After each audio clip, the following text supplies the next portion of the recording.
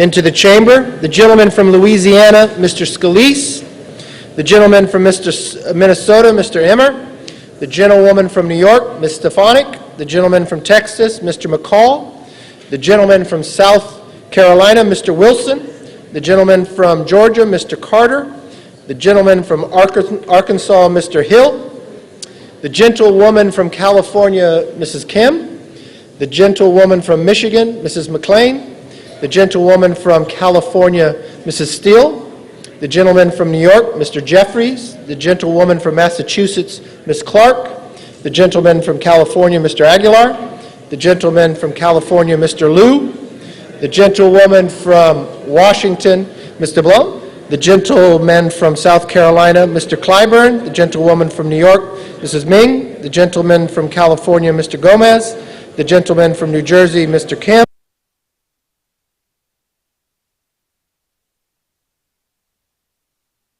From Washington, Ms. Strickland.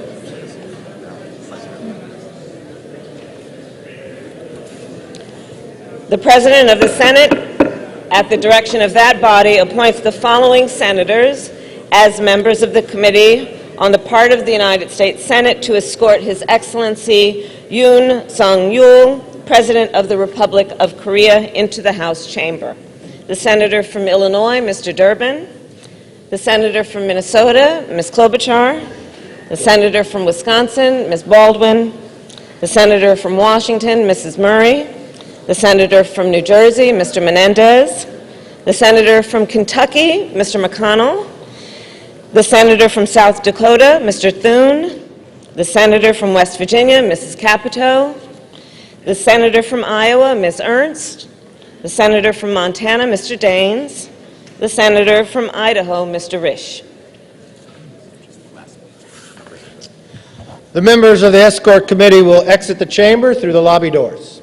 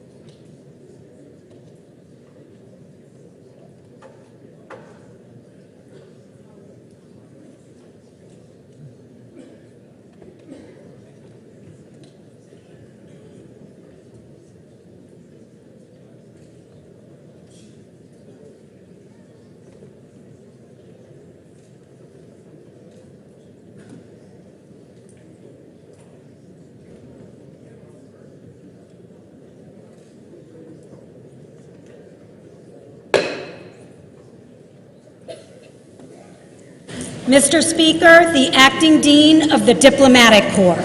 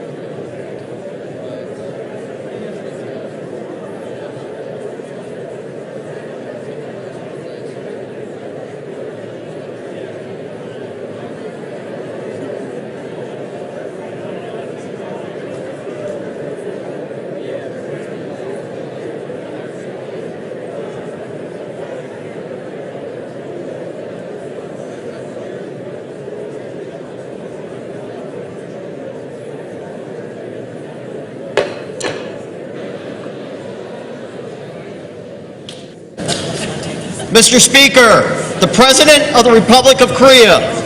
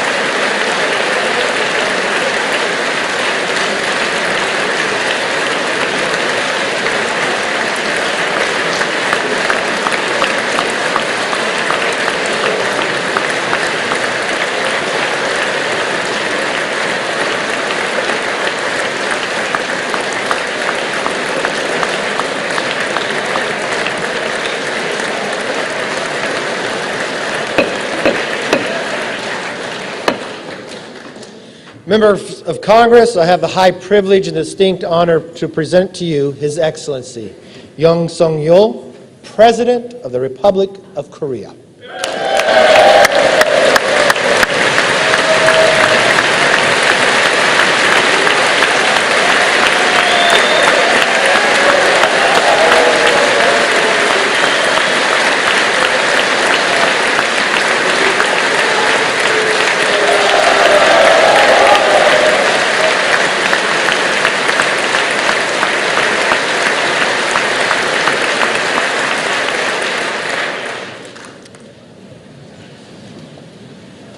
Mr. Speaker, Madam Vice President, honorable members of the United States Congress, distinguished guests, ladies and gentlemen, dear citizens of America, a new nation conceived in liberty and dedicated to the proposition that all men are created equal.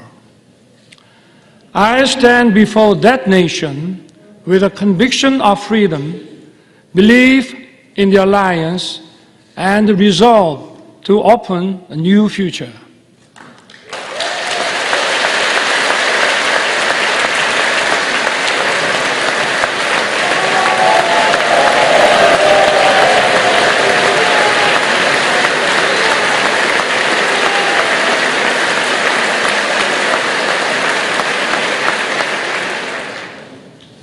For 234 years, a Congress has been the symbol of freedom and democracy. This chamber embodies the spirit of Constitution. I'm honored to address the members of Congress and the people of the United States. Thank you, both Democrats and Republicans, for passing the resolution marking the 17th anniversary of the Alliance. Your support has dignified my visit. I know that no matter where you sit, you stand with Korea.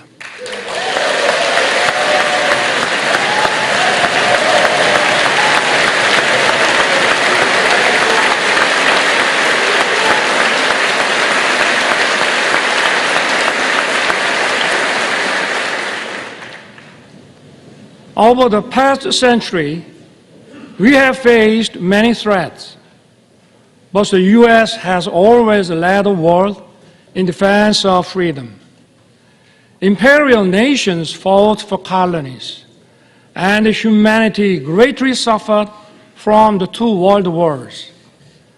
America righteously stepped in to defend freedom, but it was not without cost. We remember the leadership of General MacArthur and Admiral Nimitz, but more than 100,000 American men and women perished in the Pacific War. Their sacrifice was not in vain. The U.S. leadership established the New World Order based on free trade. It brought peace and prosperity throughout the world.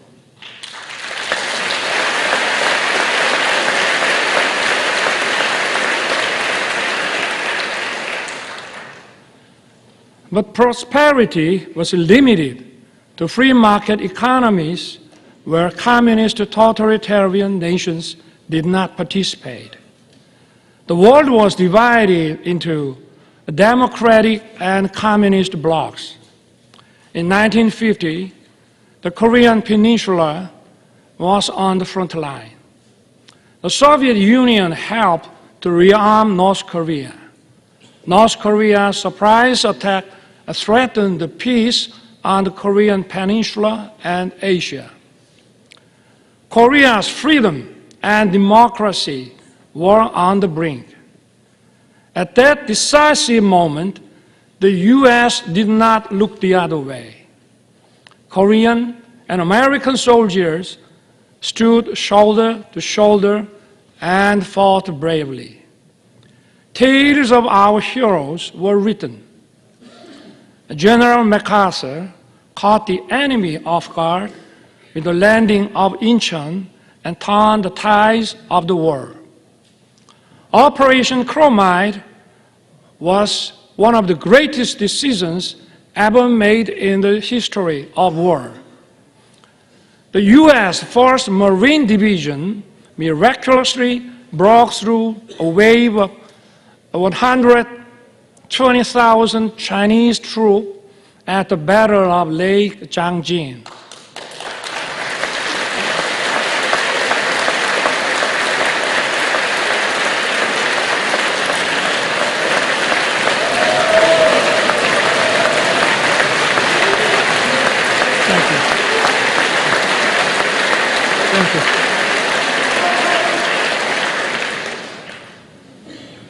Sons and daughters of America sacrificed their lives to defend a country they never knew and the people they never met.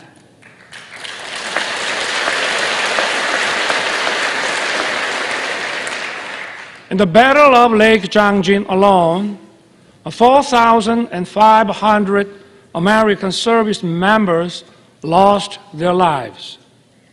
Over the course of the war, almost 37,000 U.S. soldiers fell. The late Colonel William Weber fought in the battle for Hill 3 to 4 in Wonju. He lost his right arm and leg. Yet, this American hero dedicated his life to honoring the noble sacrifice made by the Korean War veterans. Today, we are honored to have his granddaughter, Miss Jane Weber, with us. Miss Weber, would you stand up, please?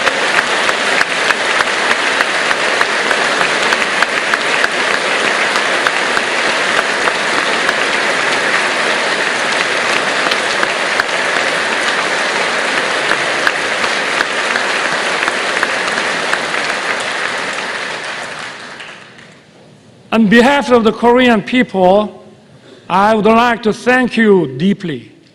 We salute his noble service and sacrifice.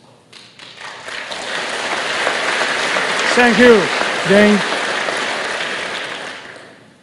Some of Korean war heroes are your family and friends. The late John Conyers Jr., Sam Johnson, and Howard Coble were veteran congressmen who promoted freedom and democracy. The former Representative Charles Rangel has been a strong supporter of the alliance.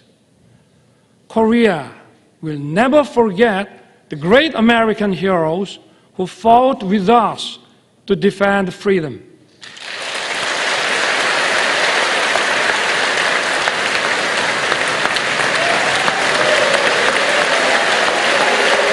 Thank you. Thank you.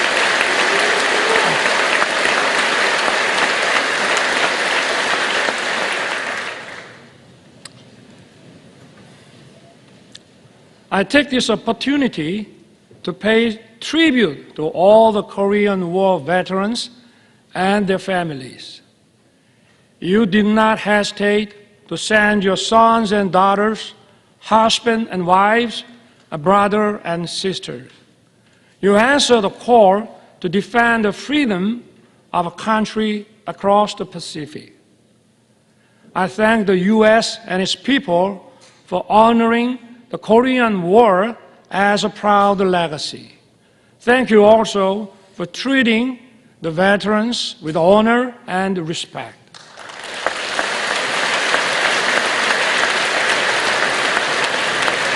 Thank you.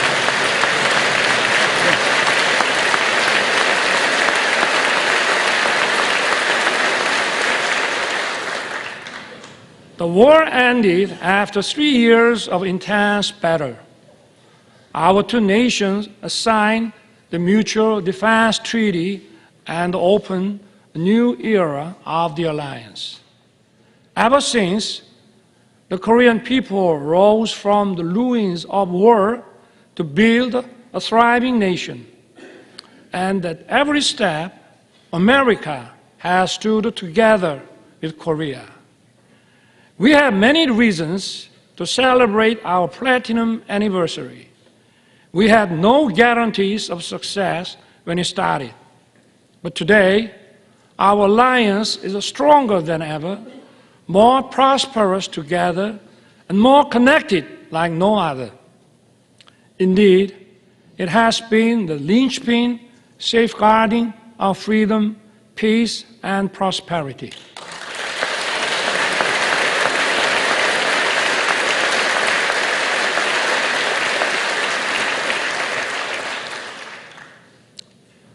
Once a recipient of aid, Korea is the only nation in modern history to become a donor.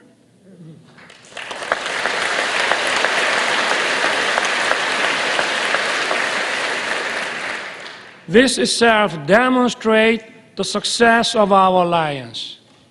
Let me talk about the history of our alliance.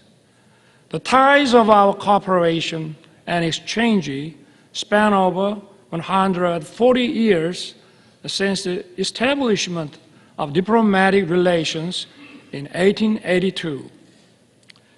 In the late 19th century, American missionaries helped to widely introduce the values of freedom and solidarity to Korea. These values are the foundations of Korea's constitution. They have made a huge impact on our independence movement and the foundations of Korea. Horace Underwood, Hallie Appenzeller, Mary Scranton, and Rosetta Hall are some of the missionaries who set foot in Korea at the end of the 19th century. They built schools and hospitals. They promoted education of women. Their efforts laid the foundations for many Korean women to advance into society as educators, journalists, and doctors. In the early 1960s, the Kennedy administration recommended Professor Lostow's model for economic growth. President Park Chung-hee wisely embraced the idea and pushed economic development forward. It laid the foundation for Korea to become an industrialized country. Known as a miracle on the Han River, Korea's economic growth rate was unrivaled. Korea was one of the least developed countries after the war. Its annual income was just $67 per capita. Now, its economy ranks 10th in the world.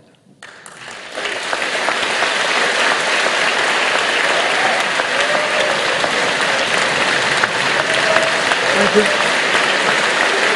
Thank you.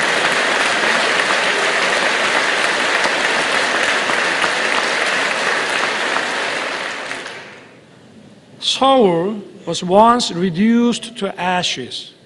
Now, it is one of the world's most vibrant digital cities. Busan was once flooded with war refugees. Now, it is the world's second largest port city in terms of transshipment volume. It is also bidding to host the World Expo 2030. Korea is winning the hearts of global citizens. It is dynamic, freedom is thriving, and democracy is robust.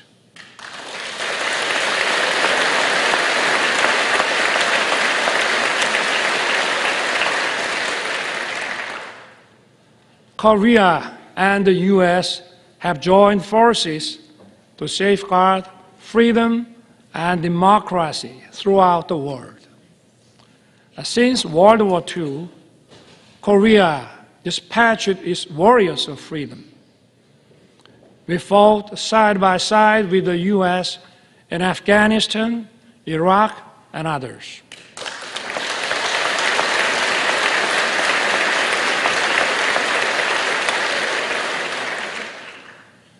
For over 70 years in the history of the alliance, we worked together in military and security sectors.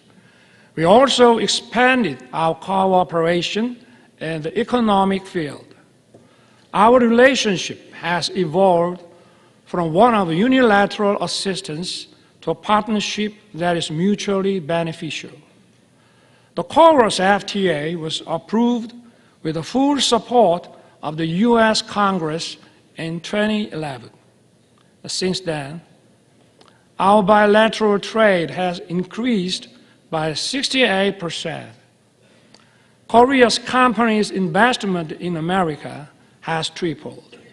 The U.S. companies' investment in Korea has nearly doubled. Korean companies are contributing to vitalize the U.S. economy. They are producing EV batteries, semiconductors, cars, and other products here in America. And more importantly, they are creating decent, well-paying jobs.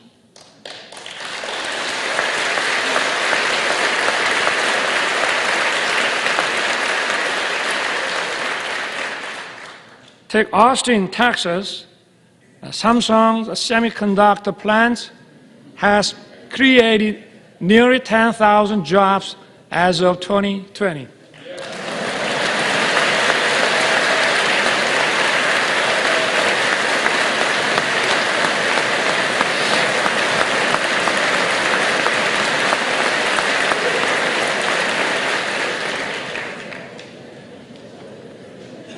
Take Bryan County, Georgia.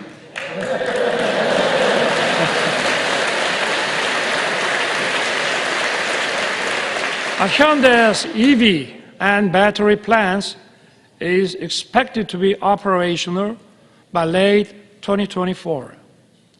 It will produce 300,000 electric vehicles every year. It will employ thousands of Americans.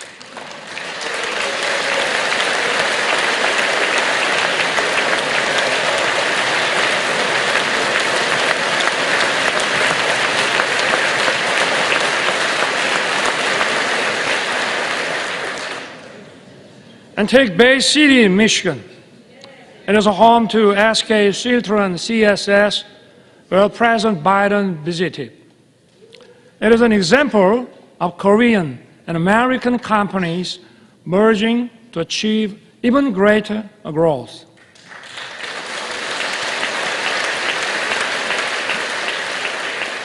I hope to see more economic cooperation in the other parts of America.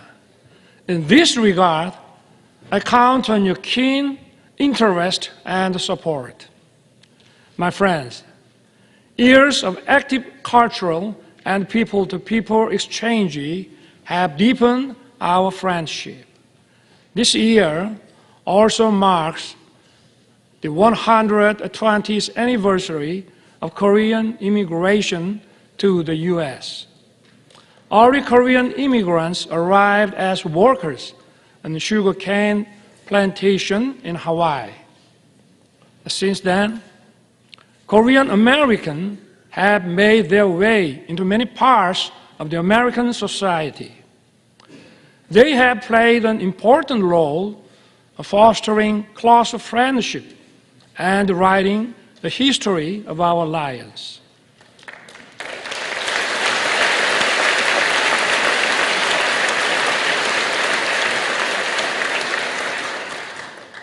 Representatives Young Kim, Andy Kim, Michelle Steele, and Marilyn Strickland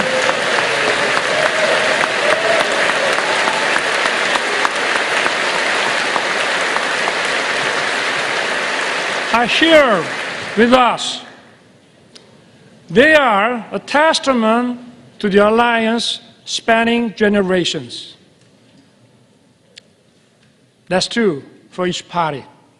It is a relief that you are evenly praised across the aisle.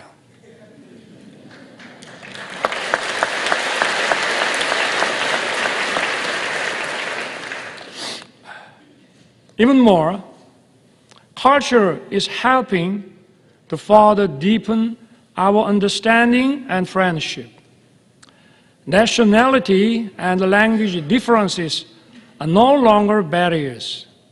Korean movies, A Parasite and Minari, have won Oscars. Hallyu film, Top Gun, and The Avengers are loved by Koreans.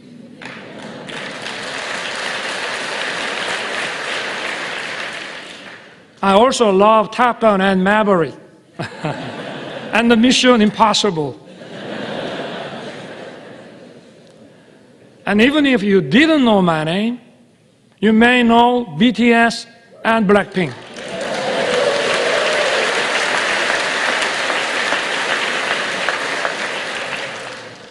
BTS beat me to the White House, but I beat them to Capitol Hill.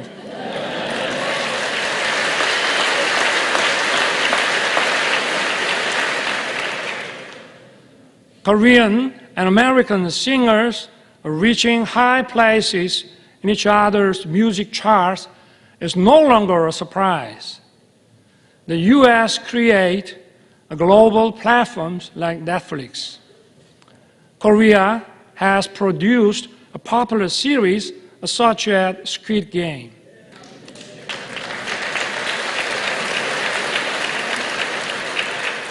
We are creating a new pattern of synergy. These cultural exchanges have brought our people closer. According to Chicago Council on Global Affairs, Americans' positive views of Korea reached the highest level since 1978. And according to a Pew survey last year, Koreans' positive views of the U.S. reached 89%. It marks the largest increase among all the countries surveyed.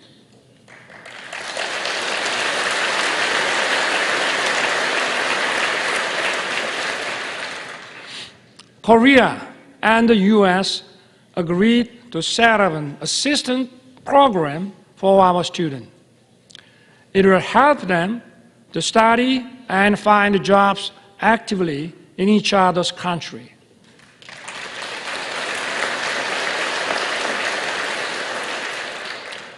Honorable members of Congress, I have 2 careers in my life. My first job was as a public prosecutor. My second job is serving as the president of my beloved country. As prosecutor, my role model was the late Robert Morgenthau. He was the real-life character of District Attorney Adam Schiff in Law and Order. When I was the Prosecutor General, I printed a book titled Robert Morgenthau, America's Eternal Attorney. I shared it with my junior prosecutors. In the preface, I included the phrase, an attorney who is silent in the face of great evil will not even stop pickpockets in the neighborhood. Today, our democracy is at risk. Democracy is a community's political decision-making system to protect freedom and human rights. Such decision-making must be based on truth and freely formed public opinion.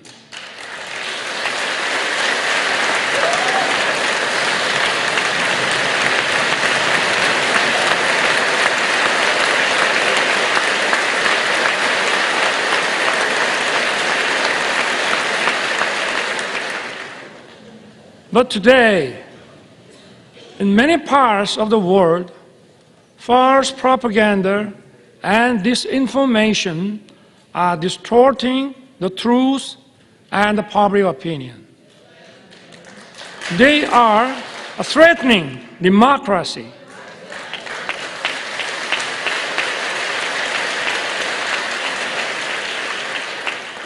The rule of law allows the freedoms of everyone to coexist. It is upheld by parliamentary democracy. False propaganda and disinformation corrupt intellectualism. They threaten democracy and the rule of law.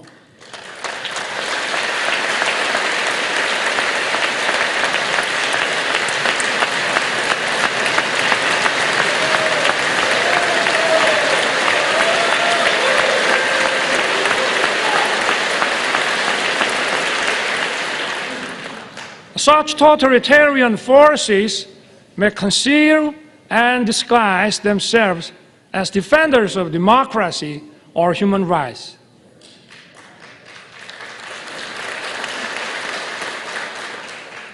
But in reality, they deny freedom and democracy. We must not be fooled by such deception and disguises.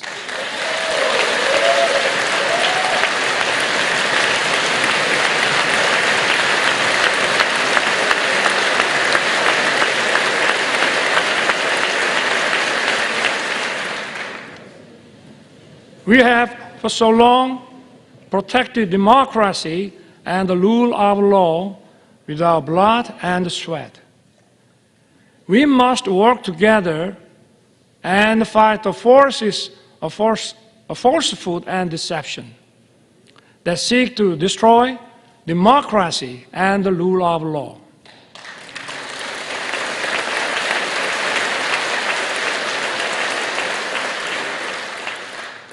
Those who cherish freedom also respect the freedom of others.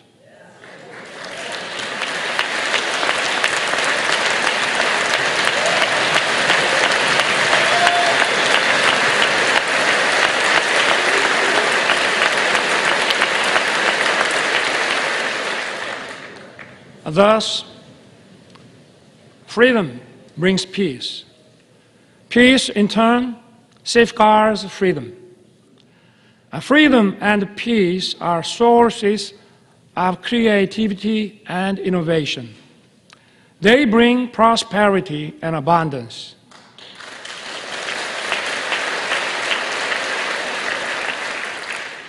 Our alliance was forged 70 years ago to defend Korea's freedom.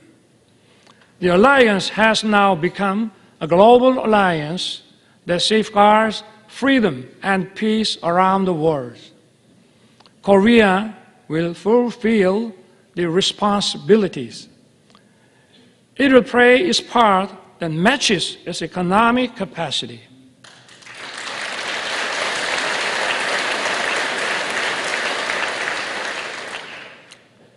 In his 1961 inauguration address, President John F. Kennedy said, "My fellow citizens of the world, ask not what America will do for you, but what together we can do for the freedom of man."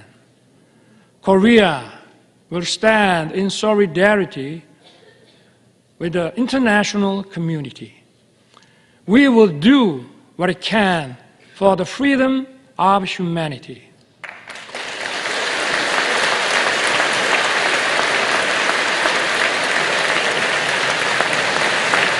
Thank you. Thank you. Thank you.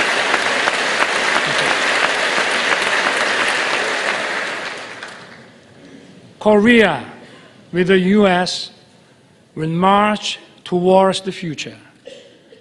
As I took office last year, I pledged to rebuild Korea, a nation belonging to the people, rooted in freedom, democracy, and market economy, a nation that the people can be truly proud of as it fulfills its role as a responsible member of the international community. Together with the U.S., Korea will play the role as a compass for freedom. It will safeguard and broaden the freedom of citizens of the world.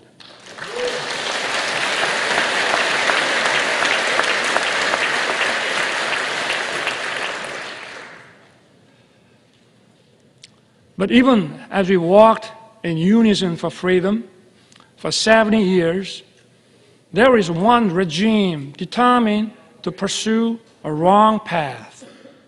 That is North Korea. The difference is stark between Seoul, that chose freedom and democracy, and Pyongyang, that chose dictatorship and communism. North Korea has abandoned freedom and prosperity and dismissed peace. North Korea's nuclear program and missile provocations pose a serious threat to the peace on the Korean peninsula and beyond.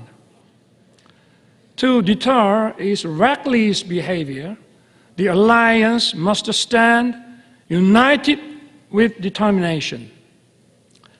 As President Reagan once said, "There is a price we will not pay. There is a point beyond which they must not advance." We must make his words clear to North Korea.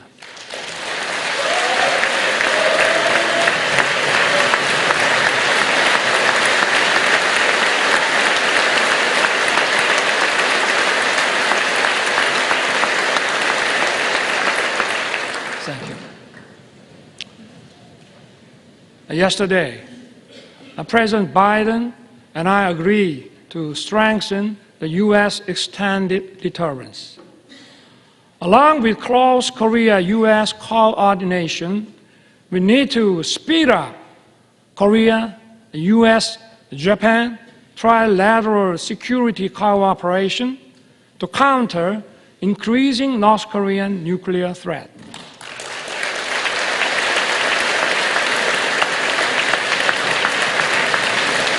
Thank you. Thank you.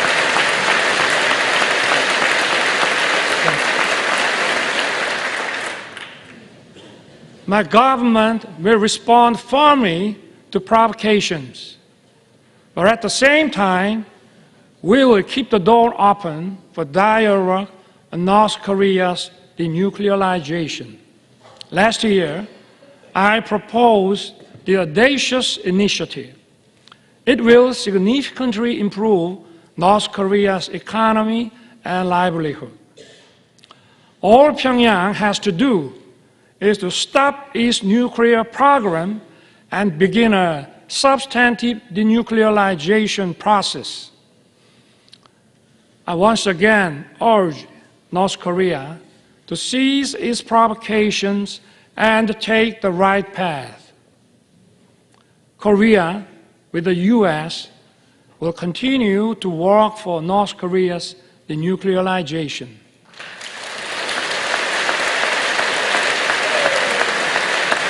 Thank you. Thank you. Thank you.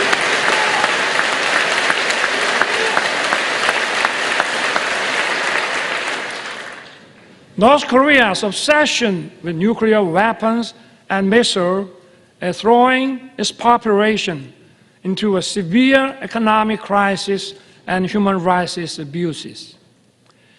We must raise global awareness of dire human rights situation in North Korea. We must not shy away from our duty to promote freedom for North Koreans.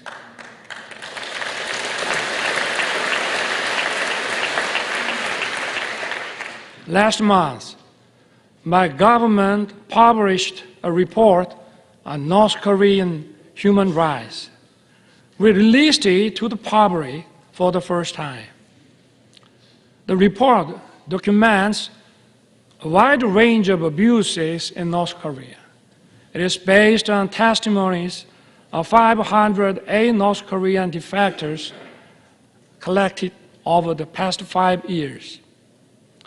It records many cases of serious violations of international norms, such as the Universal Declaration of Human Rights and other human rights agreements. Unspeakable and horrendous incidents took place. Men and women being shot and killed for violating COVID-19 prevention measures. Some being publicly executed for watching and sharing South Korean shows. And people being shot in public for possessing the Bible and having faith. We need to raise awareness. We must inform the world of the gravity of North Korea's human rights violations. I ask for your help in improving North Korea's green condition.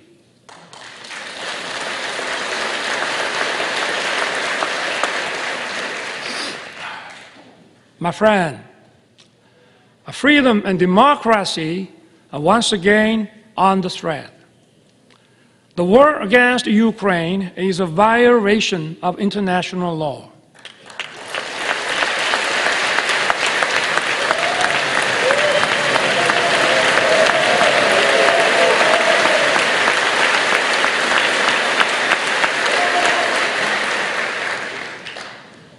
It is an attempt to unilaterally change the status quo with force.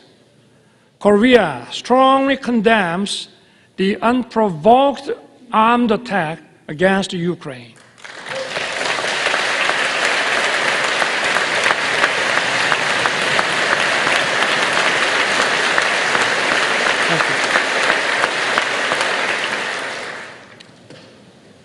When North Korea invaded us in 1950, democracies came running to help us.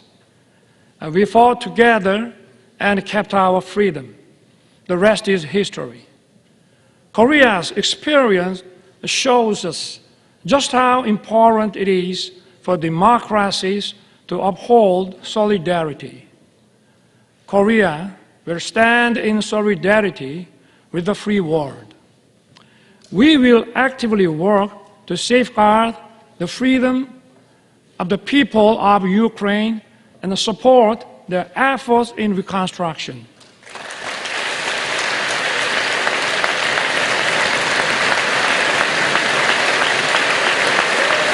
Thank you.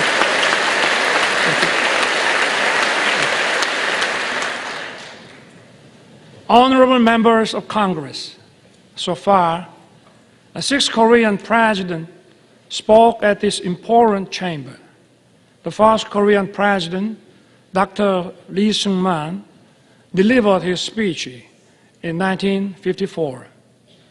After 35 years, in 1989, President Roh Tae-woo, standing at this podium, said the following: "The nations of the Pacific have made open society and market economy and the engine that drive the fastest growing region in the world. The Pacific will become even more important to the U.S., and Korea will begin to contribute more to the prosperity and peace of the region." I look forward to the day when some future Korean president may be invited to address this distinguished assembly and describe the vision I spoke of today as an achievement fulfilled, not as tomorrow's hope.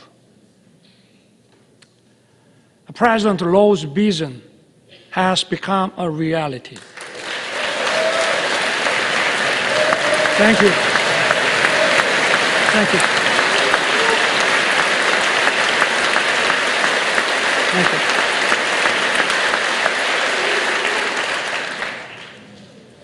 We are currently living in the Indo-Pacific era. This region is home to 65% of the global population and 62% of the world GDP. It accounts for half of global maritime transportation. Last year, Korea announced its first comprehensive Indo-Pacific strategy. Korea is committed to fostering a free, peaceful, and prosperous Indo-Pacific based on inclusiveness, trust, and reciprocity. We will strengthen the rule-based order in the Indo-Pacific. We will take a comprehensive and multi-layered approach in expanding cooperation with key partners.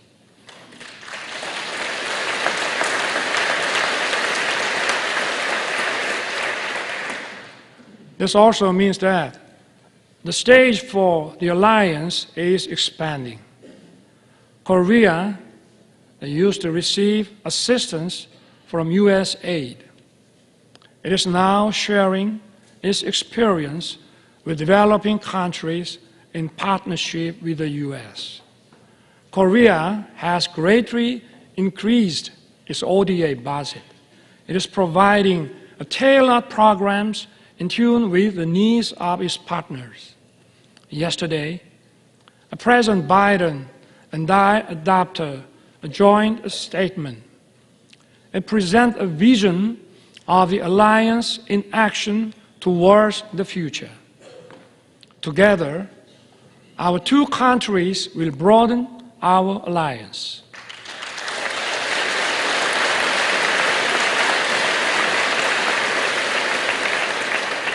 Together, we will lead in innovation beyond the security and foreign policy. We will work closely on artificial intelligence, quantum technology, bioscience, and open RAN.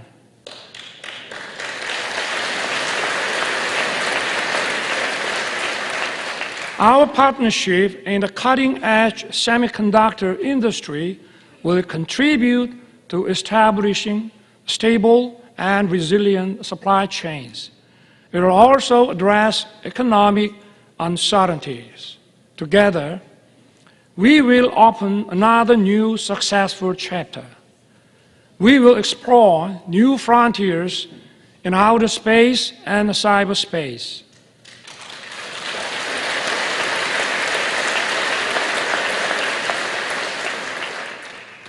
Korea and the US are the world's top technological powers leading innovation and creativity. Together, we will create a great synergy.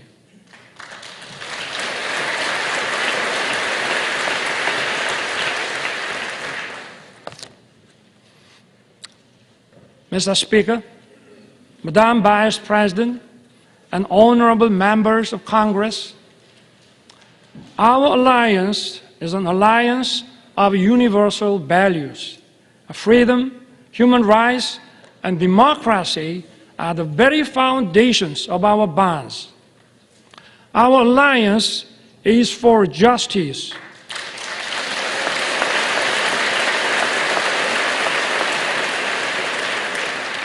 Our alliance is for peace.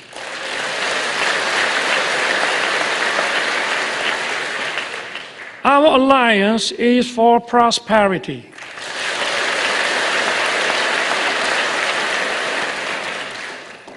Together, our alliance will continue to move towards the future. We will build the world of tomorrow that opens endless opportunities for our future generations.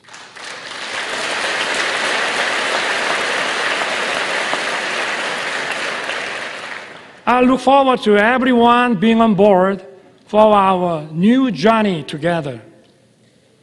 God bless you. God bless the United States of America. And may God bless our great alliance. Thank you.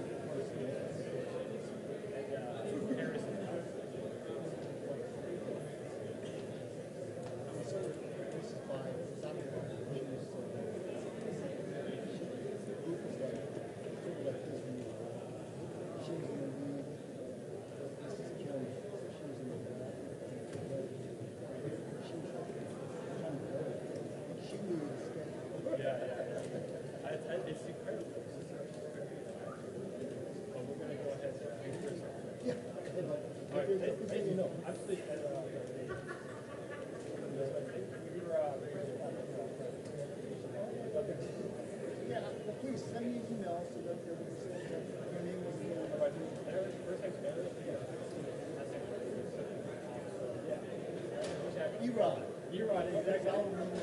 Erod, like Erod. I go by that, but I see that.